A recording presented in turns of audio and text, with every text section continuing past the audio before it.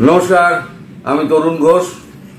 বাংলাদেশে খবরের যে ঘনঘটা, প্রতি মুহূর্তে অবস্থার পরিবর্তন হচ্ছে, নতুন নতুন খবর উঠে আসছে। আজকে সেরকম একটা খবর দেবো, তবে খবরটা দেখি আপনারা প্রথমে বুঝতে পারেন কিনা। একটা টেলিফোনিক কনভারসেশন, মানে আমি সকালে দুপুরে রাতে যখন সময় পাই বিভিন্ন লোকের সঙ্গে কথাবার্তা বলি, তো এইরকমই আমি এক ইম্পোর্টার এক্সপোর্টারকে ফোন করেছিলাম। আমার বন্ধু, তার নাম হচ্ছে গণেশ সিংহানিয়া। তার চৌরঙ্গিতে বিরাট বড় অফিস, ইম্পোর্ট এক্সপোর্ট তার ব্যবসা, কোটি কোটি ডলারের ব্যবসা করেন। তা আমার সঙ্গে বহুদিনের পরিচয়। তা আমি রোজই ফোন টোন করি, মাঝে মাঝে ফোন টোন করি যে বাংলাদেশের রপ্তানি আমদানির কি অবস্থা। তার কাছ থেকেই খবর পাই যে এই 3 মাসের যে গ্রেস পিরিয়ডটা চলছে, এই সমস্ত খবর টবর তার কাছ থেকেই পাই। নইলে পরে আমি জানবো কি করে? এগুলো তো আমার জানার বিষয় নয়। এইরকমই গতকালকে রাত্রিবেলা আমি 9:30টার সময় ফোন করলাম ওনাকে, যে গণেশজি খবর কি? বললো, আরে তরুণ ভাই এখন রাখুন, এখন আমি খুব ব্যস্ত। কেন, অনেক মালটাল যাচ্ছে? বলে না রিয়ার, বহুত মুসিবত ব্যাপার। এখন কি হলো? বলছে 53টা গাড়ি আমার যাচ্ছিল, তার মধ্যে 19টা আমার কন্টেনার, বাকিগুলো হচ্ছে আমার লরি, সব বাংলাদেশে যাচ্ছিল। তা হঠাৎ আমাকে ডিফেন্স থেকে ফোন, কারণ ও ডিফেন্সে বরাবরই মাল দেয়। আজকে 25 বছর প্রায় ডিফেন্সের সঙ্গে ওর কারবার। ডিফেন্স ক্যান্টিন যেগুলো আছে, সেই ক্যান্টিনে সমস্ত মালগুলো ওই গণেশ সিংহানিয়াই দেয়, এটাই বহুদিন ধরেই জানি। তো ক্যাপ্টেন শ্রীবাস্তব, যিনি বিষয়টা দেখেন, তিনি তড়িঘড়ি গণেশ সিংহানিয়াকে ডেকে পাঠান গতকাল দুপুরবেলাতে। ডেকে পাঠিয়ে তাকে বলেন যে আপনি এক কাজ করুন, আমাদের কিছু ইমিডিয়েট মালের দরকার, আপনি আপনার কাছে যা মাল আছে আপনি আমাদের কাছে পাঠিয়ে দিন। তখন বললেন যে আমার কাছে তো, উনি গণেশ বললেন যে আমার কাছে তো অত মাল নেই, আপনার কি কি দরকার? বললো আপনার কাছে কি কি আছে? ও বললো আমার কাছে তো কিছু নেই, আমি তো সবই তো বাংলাদেশে পাঠিয়ে দিয়েছি, যা এলসি কাটানো ছিল এলসি অনুযায়ী মাল পাঠিয়ে দিয়েছি। বললো মাল এখন কোথায় আছে? তো গণেশ বলেছে মাল এখন তো অমুক জায়গায় আছে। তখন বললো গাড়ি সমস্ত ঘুরিয়ে নিন, গাড়ি ঘুরিয়ে এনে আপনি আমার সঙ্গে কথা বলুন, কলকাতা ঢুকলে পরে। বলে ইয়ার কুছ নেই বলা, এ বল দিয়া। এখন 25 বছরের আমাদের সম্পর্ক, আমি তো নাও বলতে পারছি না। শুধু একবার জিজ্ঞেস করলাম যে আমি যে গাড়ি ঘুরিয়ে দেবো, তা এই যে এলসি গুলো যাবে না, এর জন্য তো আমার বিরাট ফাইন হয়ে যাবে, তো সেই ফাইনের টাকা কে দেবে? তখন উনি বললেন যে এগুলো টেন্ডার বিহীনই হবে, আমাদের জরুরি ভিত্তিতে পারচেস যেটা করা হয় সেই ভিত্তিতেই হবে, আর ফাইন যেটা হবে দেশের জন্য নয়, আপনি দেবেন। বললো দেশের জন্য দেবো মানে তো আমার 12-14 লাখ টাকা ফাইন দিতে হবে। বলে এত বছর কাজ করছেন গণেশজি, ওই 12-14 লাখ টাকা আপনার কাছে কিছু নয়, দেশের জন্য একটু কাজ করুন। বলে আমি তো তখন চলে এলাম, বেশি কথা বাড়াইনি, কারণ আমাকে তো ব্যবসা করে খেতে হবে। আমি সেই থেকে গাড়ি সমস্ত ঘোরাতে শুরু করেছি, ঘুরিয়ে এনে এই গাড়ি আমি এখন কলকাতায় ঢোকাচ্ছি। এই 53-54টা গাড়ি আমার, এই সমস্ত লোডের ট্রাক আমার সমস্ত। আমি বললাম তা কি আছে? বললো তার মধ্যে কি নেই, সব আছে, চাল ডাল তেল নুন সব আছে। আমি কত করে? বলো অত কি আমার মনে থাকে? আর তবু একটা আন্দাজ তো হবে। বলে আন্দাজ কি বলবো, আমি আপনাকে বলি 4.5 লাখ ক্রেট হচ্ছে ডিমই আছে, এবার বুঝে নিন। আমার ব্যাপারটা তো তাহলে খুব গম্ভীর। 4.5 লাখ ডিম আছে, তার মানে সেই অনুযায়ী মালও রয়েছে। এগুলো সব বাংলাদেশে যাচ্ছিল। বাংলাদেশের 53টা ট্রাক আর কন্টেনার সমস্ত ফিরিয়ে নেওয়া হলো। ব্যাপারটা কি? আমি তখন গণেশজিকে বললাম তাহলে আপনি এক কাজ করুন, আপনি মালটা যাবে কোথায়? বলো যাবে সাউথে। সাউথে কোথায়? বলো ক্লিয়ারিং ফরওয়ার্ডিং এজেন্ট আছে আর্মির, এই ত্রিবান্দামে, সেখানে চলে যাবে। আমি এর বেশি কেউ জানি না। আমরা আপনি গণেশজি এক কাজ করুন, আমাকে ত্রিবান্দামের আপনার যে বন্ধু আছে তার ফোন নাম্বারটা দিন। তখনই আমার মাথার মধ্যে একটা ঠনকা মেরেছে যে কিছু একটা বড় কিছু একটা হচ্ছে।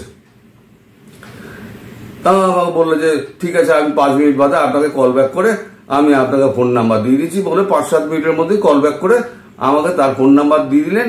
কিন্তু তিনি বলেছেন আমার নামটাম প্রকাশ করবেন না, তাই আমি তার নামটা প্রকাশ করছি না। গণেশজি সেটা বলেনি বলে গণেশ সিংহানিয়ার নামটা আমি বলে দিলাম। এবার তাকে আমি 10:30টায় ফোন করলাম, তিনিও দেখলাম খুব ব্যস্ত, কিন্তু গণেশজির নাম বলতে তিনি একটুখানি নরম হলেন। তিনি বললেন হ্যাঁ এরকম মালটাল এরা আমার কাছে এসছে, এটা চলে যাবে বিশাখাপত্তনমে। আমি এরকম শুধু গণেশজির মাল এসছে? বললো না না না না, এখানে অনেক মালই আসছে, বিভিন্ন জায়গা থেকে মাল আসছে, যত আছে সমস্ত চলে আসছে এখানে। কত আসছে যখন জিজ্ঞেস করলাম তখন উনি বললেন যে কত আসছে আমি অত বলতে পারবো না, আমি এখন খুব ব্যস্ত, আমি ফোন রাখছি, আপনি গণেশজির লোক বলি আমি এতক্ষণ কথা বললাম বলে ঠকাস করে ফোনটা রেখে দিল। এবার আমি ভাবছি যে ত্রিবান্দাম থেকে এই মালটা যাবে বিশাখাপত্তনমে। তাহলে বিশাখাপত্তনমে কি আছে? বিশাখাপত্তনমে আছে নৌবন্দর। ভারতবর্ষে নৌবাহিনী নৌবন্দর আছে বিশাখাপত্তনমে, আর একটা আছে আন্দামান নিকোবরে। এইবার খোঁজ খবর লাগাতে শুরু করলাম। খোঁজ খবর তো লাগাতে লাগাতে সব সূত্র তো বলা যায় না, খোঁজ খবর লাগাতে লাগাতে যেটা জানতে পারলাম সেটা হচ্ছে একটা যুদ্ধ জাহাজে অন্তত 40-50 দিনের মতো খাবার সমস্ত মজুত করা হচ্ছে। একটা যুদ্ধ জাহাজ, কোন যুদ্ধ জাহাজ আমি তা জানি না, আমাকে বলেনি, আমি জানতেও চাইনি, তাতে মজুত করা হচ্ছে। এর অর্থ যেটা সেটা হচ্ছে একটা খবর। এবার আপনারা বলুন এই খবরটা কি? এই খবরটা কি হতে পারে? এই খবরটা হচ্ছে, এবার আমি আপনাদের বলি, এই খবরটা হচ্ছে কতদিন আগে আমি একটা বলেছিলাম না, 2 দিন আগে, যে আমেরিকা ঢোকার আগে ভারতকে ঢুকতে হবে। আমি বলেছিলাম, একটা খবর করেছিলাম 2 দিন আগে। এবার আমেরিকা কি করেছে? আমেরিকা নিজে কিছু বলেনি, সিআইএ নিজে কিছু বলেনি, পেন্টাগন বলেছে। পেন্টাগন কি বলেছে?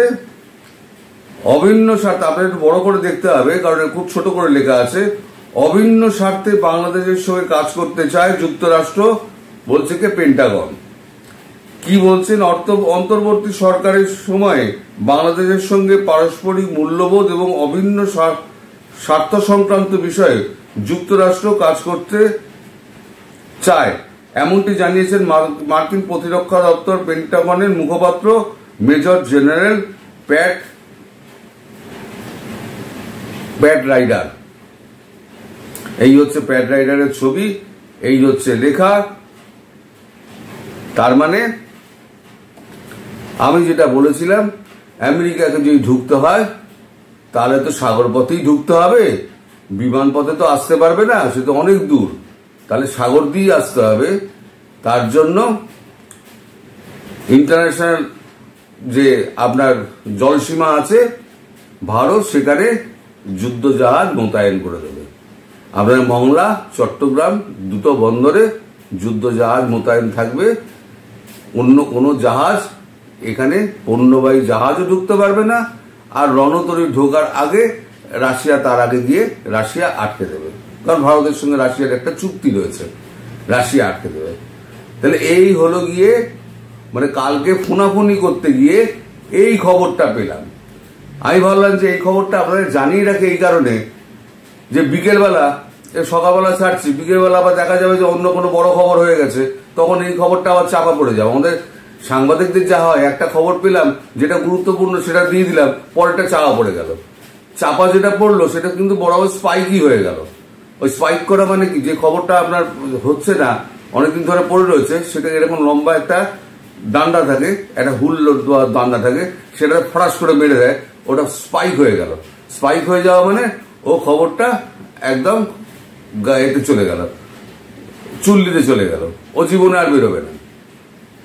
তা ভাবলাম যে এই খবরটা আমি আপনার সকালবেলা জানিয়ে দিই, যে যেদিকে যাচ্ছে ব্যাপারটা, তাতে কিন্তু ভারত সমস্ত যে মাল যেগুলো রপ্তানি করার ছিল, আমি আগে বলেছিলাম কি ভিডিওতে, যত তাড়াতাড়ি পারা যায় রপ্তানি কমপ্লিট করার চেষ্টা করছে ভারত, সে খবরটা আমি গণেশ সিংহানিয়ার কাছ থেকে পেয়েছিলাম।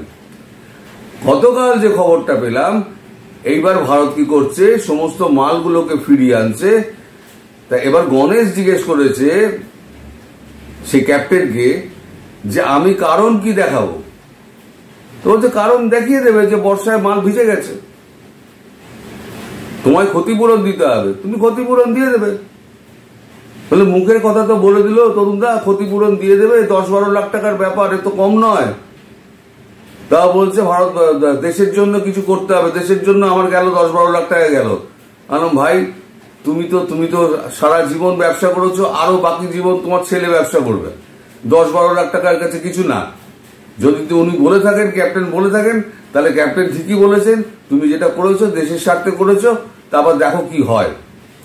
আমায় তখন গণেশ সিংহানিয়া রাত্রিবেলা আবার ফোন করেছে 12টার সময়। अरे तरुण दा एक बात बताइए, कुछ धुआं दिख रहा है, आग कहाँ जल रहा है?